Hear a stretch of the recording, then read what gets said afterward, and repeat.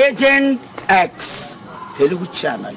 Watch and subscribe agent X Telugu channel. ఈ విశ్వంలో సంచరిస్తున్న అనేక వింత వస్తువులు కనబడిన వెంటనే గ్రహాంతరవాసులు గుర్తుకు వస్తారు.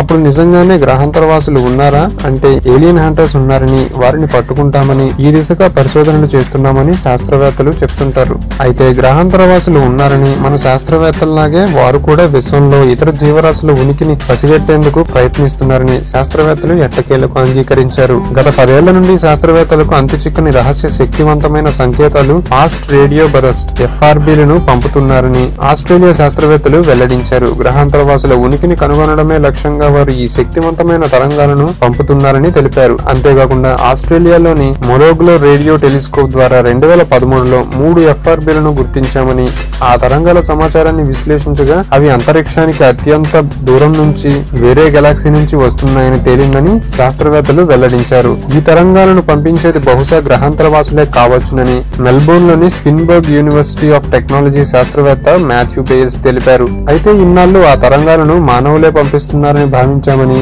అయితే అది తప్పని గుర్తించామని, ఈ తరంగాలను కనుగొనడంతో పాటు విశ్లేషించడం కూడా చాలా కష్టమని అభిప్రాయపడ్డారు. దీంతో ఈ సువిశాల విశ్వంలో మనిషి ఒంటరివాడు కాదని, మనిషితో పాటు మరికొన్ని గ్రహాలపై కూడా జీవం ఉందని వారు పేర్కొంటున్నారు.